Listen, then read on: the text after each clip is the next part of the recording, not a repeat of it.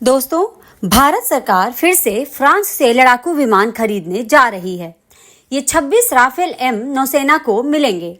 सुरक्षा पर cabinet committee ने बीते दिनों 63,000 करोड़ रुपए के सौदे की मंजूरी दे दी है।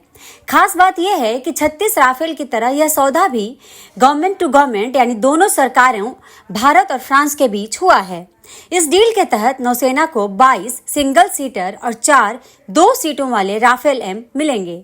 इस डील की एक और खास बात यह है कि फ्रांस इन लड़ाकू विमानों को तो देगा ही, साथ ही फाइटर प्लेन में लगने वाली जो वेपनरी यानी हथियार हैं, उसके कल पुर्जे, ट्रेनिंग और लॉजिस्टिक सपोर्ट है वह भी देगा। फ्रांस के साथ डील साइन होने के 3.5 साल के बाद इन राफेल एम फाइटर प्लेन की आपूर्ति होने लगेगी। समझा जाता है कि 2031 तक ये सभी राफेल एम नौसेना को मिल जाएंगे। एक और बात है, इस डील के तहत फ्रांस भारतीय वायुसेना के 10 राफेल को बड़ी रिफ्यूलिंग के लिए अपग्रेड करेगा।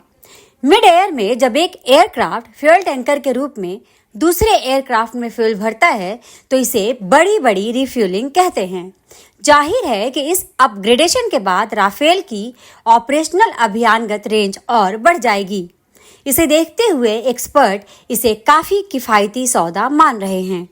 इन राफेल एम लड़ाकू विमानों को स्वदेशी एयरक्राफ्ट करियर आईएनएस विक्रमादित्य और आईएनएस विक्रांत पर तैनात किया जाएगा। अब बात है कि भारत अपनी नौसेना को इतना मजबूत क्यों कर रहा है, तो इसकी भी वजहें हैं।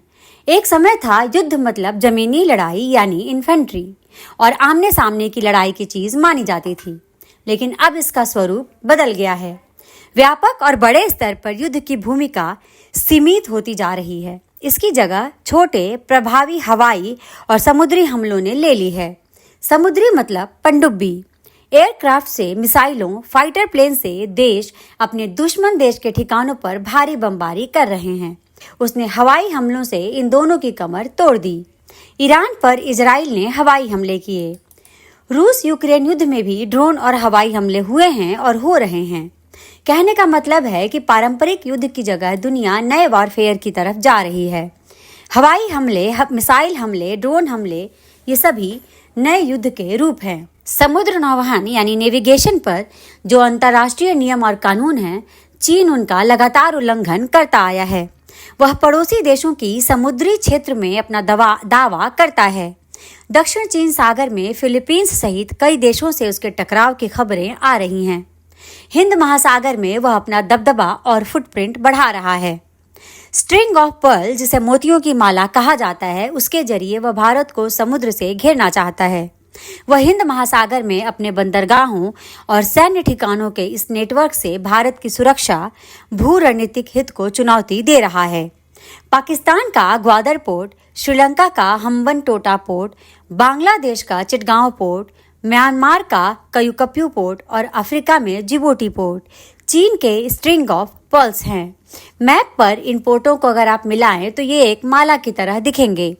दरअसल चीन को अपनी अर्थव्यवस्था को चलाए रखने के लिए भारी मात्रा में ऊर्जा की जरूरत है।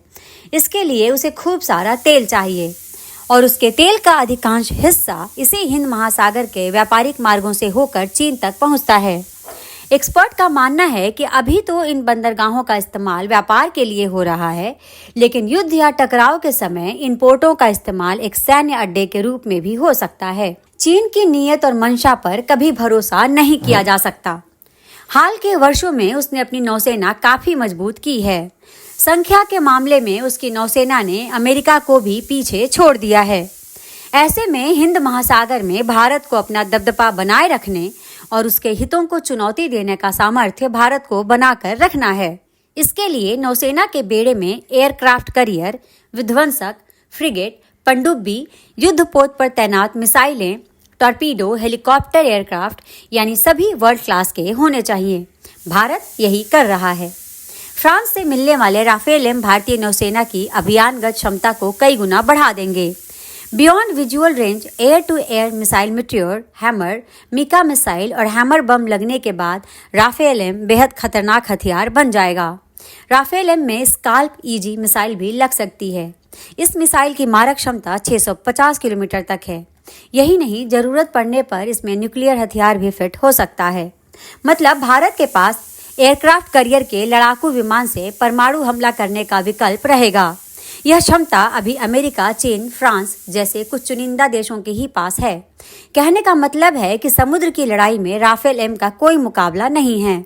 अफगानिस्तान, लीबिया, इराक और सीरिया में इसने अपनी काबिलियत साबित की है। इनके आ जाने के बाद भारतीय नौसेना की ताकत कई गुना बढ़ जाएगी।